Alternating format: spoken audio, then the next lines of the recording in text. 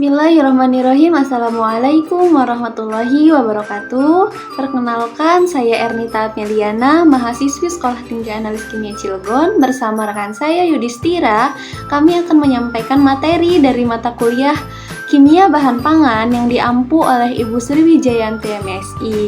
Video ini kami buat bertujuan untuk memenuhi tugas mata kuliah tersebut. Pada kesempatan kali ini kami akan menyampaikan tentang materi bahan tambah pangan, khususnya yaitu pengembang. Teman-teman, apa sih bahan pengembang itu? Bahan pengembang atau pemuai adalah segala jenis zat yang digunakan dalam adonan padat maupun adonan encer kue dalam melembutkan dan mengembangkan adonan dengan mencampurkan udara di dalamnya. Bahan pengembang digunakan untuk meningkatkan volume dan memperingan tekstur makanan yang dipanggang. Contohnya yaitu seperti muffin, bolu, biskuit, dan lain sebagainya. Selanjutnya yaitu mekanisme kerja bahan pangan. Pada saat bahan pangan dicampurkan ke dalam adonan, maka akan terbentuk gas karbon dioksida. Gas inilah yang kemudian diterapkan dalam gluten atau komponen protein yang ada di dalam tepung terigu. Sehingga adonan menjadi mengembang dengan struktur berpori karena gas yang dihasilkan semakin lama semakin banyak. Selanjutnya yaitu jenis-jenis bahan pengembang. Jenis-jenis bahan pengembang ini terbagi menjadi dua, yaitu bahan pengembang mikroorganisme dan bahan pengembang kimia. Yang mana bahan pengembang mikroorganisme yaitu bahan pengembang organik yang mengeluarkan gas. Biasanya gasnya yaitu gas karbon dioksida. Contoh dari bahan pengembang organik ini antara lain yaitu ragi, bir, kefir, dan lain sebagainya.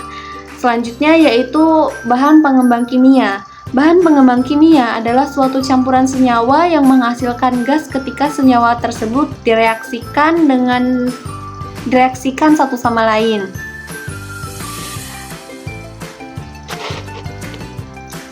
Bahan pengembang kimia ini umumnya yaitu merupakan kombinasi asam, biasanya asam organik lemah. Contoh dari bahan pengembang kimia ini yaitu adalah baking soda, baking powder, dan lain sebagainya.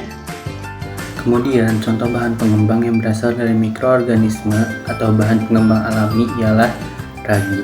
Ragi adalah jamur yang bersalah satu yang berasal dari spesies Saccharomyces cerevisiae dan dapat bereaksi dengan gula dan tepung, menghasilkan reaksi fermentasi dan menghasilkan gas karbon dioksida atau CO2. Gas ini akan terperangkap dalam kandungan gluten dan menyebabkan roti mengembang dengan baik. Kemudian, contoh dari bahan pengembang sintesis atau kimia merupakan baking powder. Baking powder merupakan bahan pengembang yang terdiri dari campuran sodium bikarbonat, satu atau lebih bahan pengembang lain seperti sodium aluminium fosfat atau monokalsium fosfat, serta bahan yang bersifat inert seperti pati. Dalam baking powder juga terdapat krim tartar yang akan memberikan sedikit rasa asam ke dalamnya. Kemudian, efek samping penggunaan bahan pengembang. Bahan pengembang sendiri dapat memiliki efek samping jika digunakan secara berlebihan.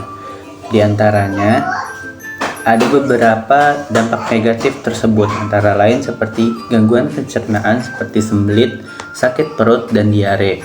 Kemudian gangguan pada saraf otak, kejang-kejang, gangguan elektrolit seperti hipernatremia, pemburukan penyakit ginjal dan gagal jantung, produksi asam lambung yang meningkat.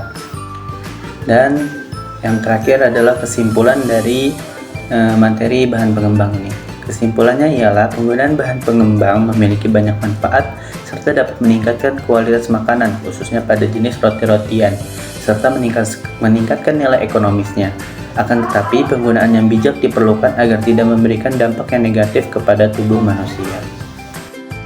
Mungkin hanya ini yang dapat kami sampaikan dalam video ini. Semoga bermanfaat bagi kita semua, baik yang menyampaikan maupun yang mendengarkan. Kami mohon maaf apabila ada kesalahan kata ataupun kata yang kurang berkenan.